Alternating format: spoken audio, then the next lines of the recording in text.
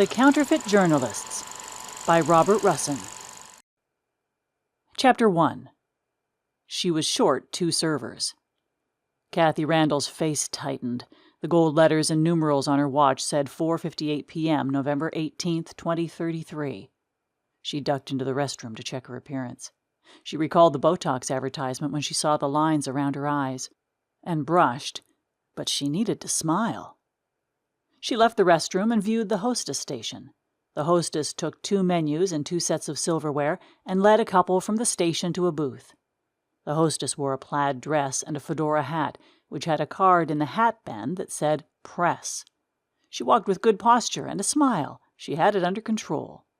6 more customers milled around the hostess station, and the booths and tables were filling up fast. The door opened. More customers entered. The hostess would have to start a waiting list. The crowd didn't ruffle the 3 servers that took orders and delivered food and drink. Loretta, Lorena, and Mary knew what to do. They also wore fedoras with cards in the hat band that said Press, along with white shirts and plaid pants. Kathy was glad to have them. Friday was not the time to train new help. Lorena, who had short black hair, returned 4 menus to the hostess station. Kathy knew the menu inside and out. She'd spent 2 hours confirming the prices on the menu matched the prices posted in the point-of-sale software. Kathy glanced at the restaurant entrance again. She was still short 2 servers. Kathy glanced at the bar. The bartenders methodically mixed and poured drinks as they ignored the 2 televisions televising the college football games. She peeked into the kitchen. The cooks were in a rhythm as they completed orders for appetizers, entrees, and desserts. There were 2 plates of food on the counter. Loretta swooped in, picked them up, and left. Kathy worried the servers would fall behind. She had an unpleasant vision of customers sending food back and the cooks dumping it into the trash. Returned food meant she had to complete a waste log report and provide an explanation. She would cover the additional tables. It was preferable to extra paperwork. The back door opened.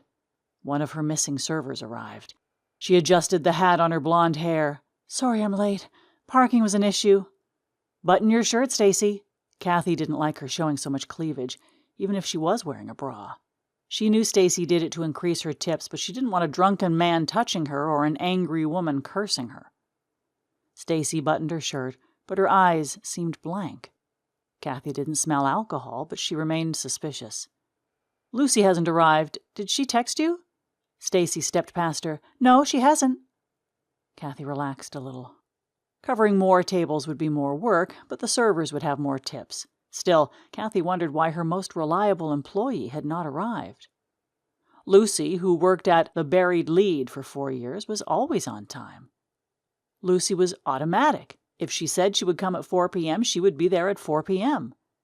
Kathy glanced at the back door. Lucy didn't enter. Lucy's absence was more perplexing. Friday night was high tide for customers, which meant it was high tide for tips. Lucy never missed a payday. Kathy mentally went through the next 6 weeks. Thanksgiving was 6 days away. December would have football and basketball. There would be Christmas and finally New Year's Day and the bowl games that would usher in 2034. Stacy was approaching the bar to pick up her drink order. She had a portable tablet that said The Buried Lead. A typewriter hung at an angle over the last E. Kathy stopped her. "Would you text Lucy?" Stacy's eyes now looked normal. "Sure, but I'm sure she's trying to find parking." She sent the text, picked up the order, and left.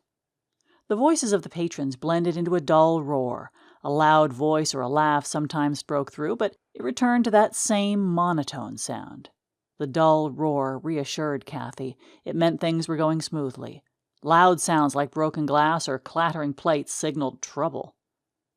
10 minutes passed. Kathy checked the entrance again. Still no Lucy. Kathy saw Stacy's tablet flash blue. The cook had completed an order. Kathy stopped her again. "Did Lucy text you?" Stacy slowed down. The vacant look in her eyes returned. "No, she hasn't." Kathy's forehead tightened as she watched her pass. Stacy picked up the order and took it directly to the table. Still, the vacant look made Kathy wonder if she was on drugs. She texted Lucy, "Where are you? It's packed. We need you." The servers covered the extra tables, but the extra work was taxing. Kathy observed an order sitting on a counter. Fortunately, it hadn't been sitting long. She checked the readout, table 6. She grabbed the plates and took them to the waiting patrons. Kathy checked her watch. 3 hours to closing. The hostess had to create a waiting list to manage the customers at the crowded hostess station. Kathy texted Lucy again. "Call me." She couldn't afford to think of her again. She had a restaurant to run. A man showed up about 15 minutes before closing. He and the hostess exchanged words. Then the hostess led him to Kathy. She gave her a tired smile. "Kathy, this gentleman says he's supposed to meet Lucy at the end of her shift." Kathy appraised him as if he was applying for a job. He had short black hair, looked like he needed to shave. His eyes looked blank. She smiled as she made small talk. "Oh, are you Ted?" Ted gave Kathy a big white smile. "Yes, I am." Kathy's smile receded. "Lucy didn't come to work today." Ted looked at her, then away. His response seemed to lack emotion. "What? She told me to meet her here after her shift." Kathy watched him. "She never showed."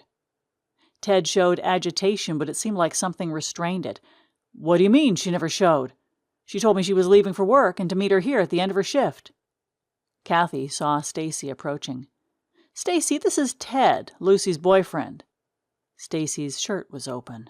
She and Ted's eyes flickered as they smiled and nodded to each other and said hi.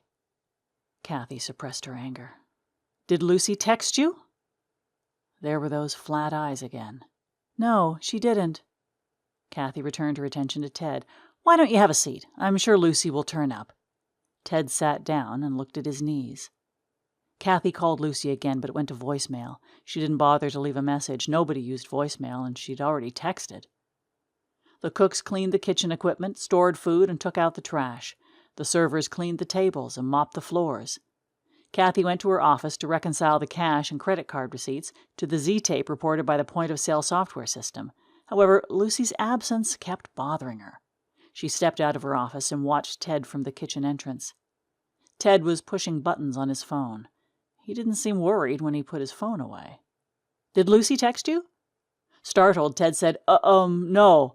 I just texted her again, but no response." Kathy felt uneasy. "Lucy's worked here a long time. She never missed a shift before." "I see," Ted replied. The tone of his voice had more emotion. "I've got to finish paperwork. Maybe it was a family emergency." "Yeah, it was probably that." A family emergency made sense. It would explain why Lucy hadn't called, but she wouldn't be comfortable until she heard her voice.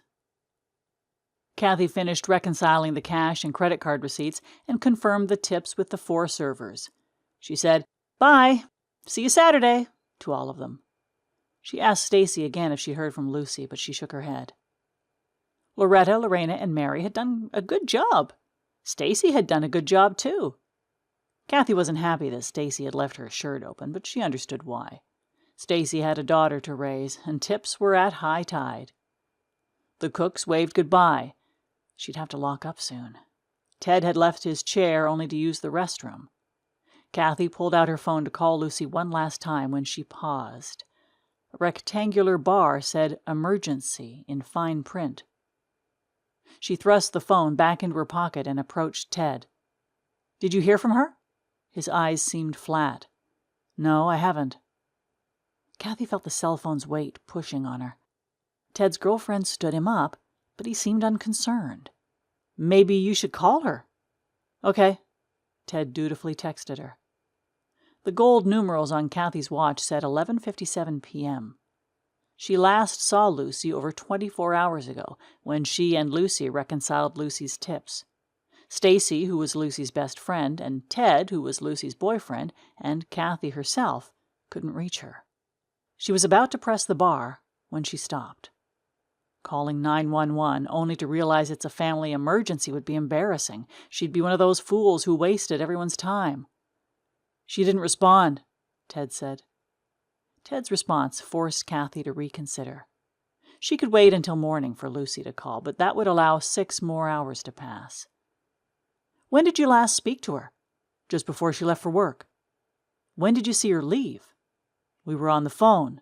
She said she had to leave for work." And she wanted you to meet her here at the end of her shift? Ted looked down and shifted his feet. That's right. I'm calling 911. Don't you think that's over the top? Kathy looked at him. I mean, you said it might be a family emergency. She was suspicious, although Ted had echoed her concerns. Suddenly she knew why. She pressed the bar as Friday bled into Saturday. 911, what is your emergency? Ted and Stacy's eyes had flickered.